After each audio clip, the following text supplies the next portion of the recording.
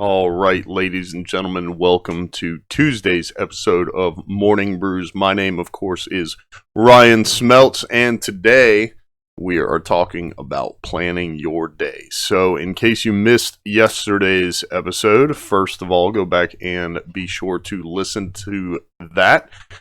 We are talking this week about planning and organizing. So yesterday we talked about planning your week, and today we are talking about planning your day.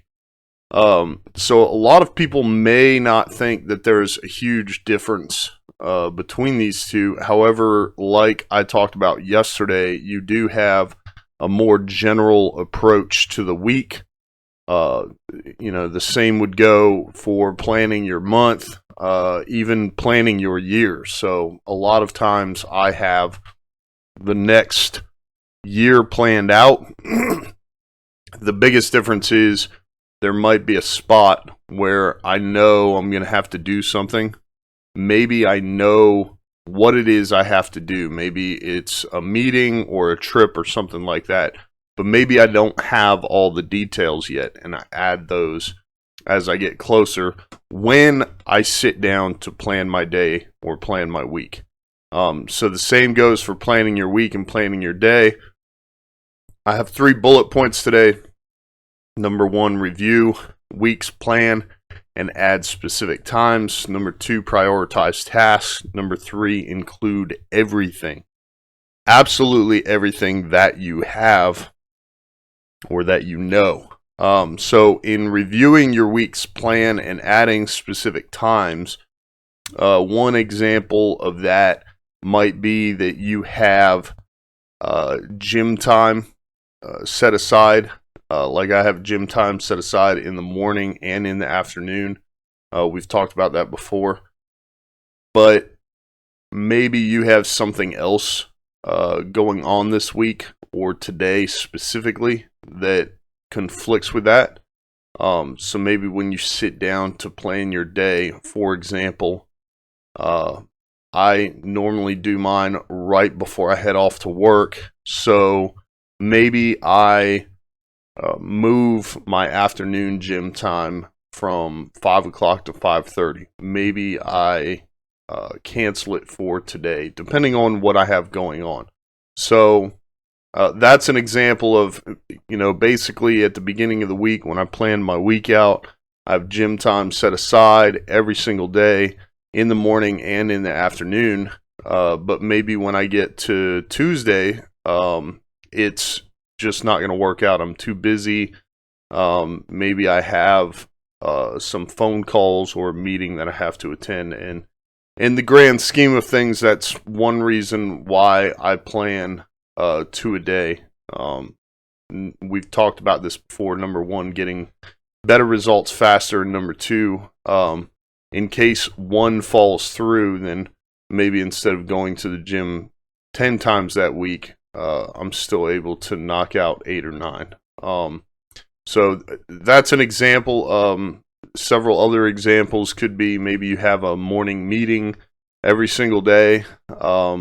If you're the owner of the company or you're in charge of the operation, maybe there's a phone call you have to hold with someone in your network at the same time. So that morning, you shoot everyone a message and you postpone the meeting by 30 minutes to accommodate that call. So there's a few examples of making sure that you get specific. I would encourage you, when you plan your week out, to flag some of the things that still require details. So when you get to planning your day out, you're able to see those and add any information that you might have in order to make your day go more smooth. One of my favorite things about planning my day is that it gives me kind of a projection. It gives me a roadmap for the day. So I see what's about to happen. I'm less likely to forget what I need to do. And when I see those empty check boxes on any of my lists, when I get finished with the day and I've checked some of those off, it gives me more a sense of accomplishment. Whereas if I just check them off throughout the day, if I don't look at it beforehand and say I don't look at it after the fact, then I'm kind of lacking in that feeling of finished. So, like I said, make sure you look at it at the beginning. Obviously, part of planning your day, taking just 15 minutes at the beginning, but at the end as well, make sure you glance at least your checklists again so you can get that sense of accomplishment. Number 2, prioritizing tasks. So obviously you may be very busy, maybe you're not very busy, but you want to make sure that you get done the important things, whatever needs to get done, because I mean, even me, I have a morning routine that is so full, I don't always get to do every single thing on it. So I try to make sure to get the important things done. Number 1 is eat breakfast.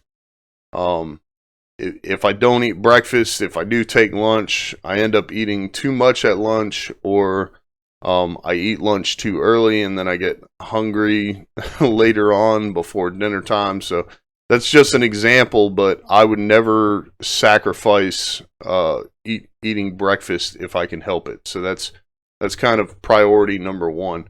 Other stuff on there like gym is a priority, but if I don't get to go in the morning, then I always have my afternoon session scheduled.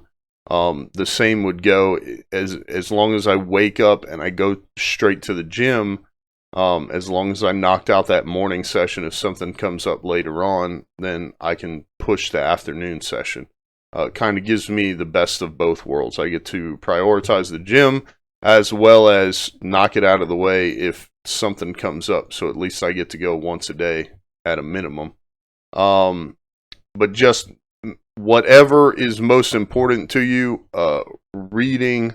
I like to read a book, or part of a book rather. I don't read a book every single day, but I like to listen to motivational stuff. So I'll listen to maybe some Eric Thomas on YouTube. So those are some things that I will not let fall by the wayside. As far as some examples of things that may not be a priority, so I'll give you a really good one right now.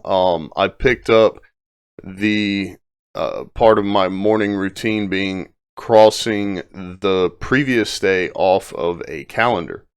And just a little bit ago, I had a hard copy calendar and it hung on the wall. I was still getting used to making sure to go on there and cross out the previous day. And of course, the year flew by, and now the calendar is pretty much all crossed off and somewhere in the trash because it's old.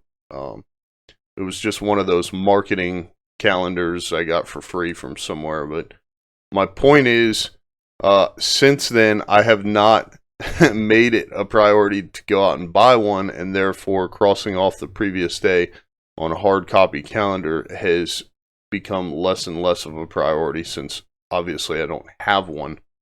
But at the end of the day, that is kind of one of those things to give me a sense of moving forward, kind of leaving anything and everything that happened yesterday behind me. And as good as that may be, I definitely think that reading and eating breakfast and going to the gym is a little bit more important than just that feeling. And I have my checklist where I can check off things and still get that sense of accomplishment. So, granted, they're not exactly the same, and I could definitely go out and buy a calendar.